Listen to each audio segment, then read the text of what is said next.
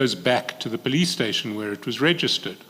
So if there was a decision to stop the work of this task team on dockets that are already finalized, will need to be returned back to the stations, and dockets that are still under investigation will also need to be returned back to the very same stations, so that those dockets will be allocated to different investigators at the station so the work or investigation work can continue. So the provincial commissioner said, well, in the ordinary course of events, you would expect dockets to go back to the police stations. But his wasn't the only evidence, because then we heard the evidence of Major General Mogotsi. She's actually in General Sibiya's office. And she is the general in the office of General Sibiya who was ultimately tasked with responsibility for these very dockets.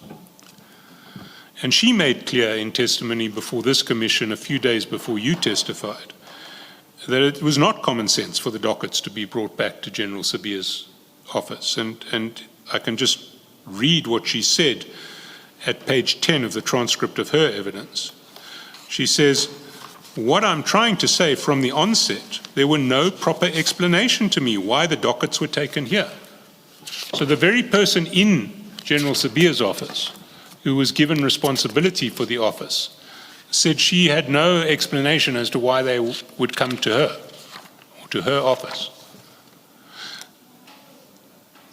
So the generals in SAPS wouldn't have predicted that the dockets would go to General Sibiya, but you managed to predict that several months before it happened. How was that?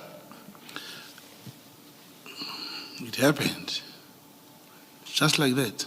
Just like that. Another one of these marvelous coincidences. No. Now check the same provincial commissioner who knows that the dockets must go to the police stations, who has the authority to disperse them to the police stations. Why didn't he do that? That's a question that we can put to General Mkhwanazi if we choose to.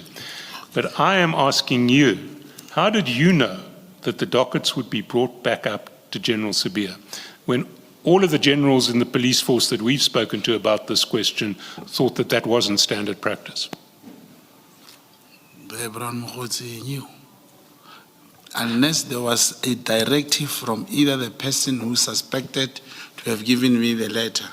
Like now, I speak to Chief of Staff. Here's the Chief of Staff. I'm not interested in the letter anymore. I'm interested in the knowledge that the dockets were going to go to the office of General Sibiya. Then the commission, probably the commission should establish who said the dockets must go. Because during some sessions here, chairperson of the commission did ask the same general that there was something like General Mkhwanazi said they must come to Gauteng for audit or to be checked. And the chairperson did not necessarily take that it was a futile. Why wouldn't they be audited in the province? Now, I'm scared to get into that terrain that General Mkhwanazi, it is him who brought the docket to Gauteng. And I'm not asking how the dockets got to General Sibiya's office. I'm asking how you knew on the 1st of January, sorry, on the 2nd of January, that the dockets would be taken to General Sibiya's office. I would say, Commissioners, common sense that I had then is still not common to everyone. Because unless if there was or there is something that probably I'm getting linked, there is a directive maybe from the Minister or the Chief of Staff or General Sibiya himself said, bring those dockets, then you would say, he told me. So I'm saying it was my thinking because the Deputy National Commissioner, all the dockets in the country reports to the Deputy National Commissioner. And I can... Yeah. Mr. Mogotsi, someone told you about this letter. You say it was on social media.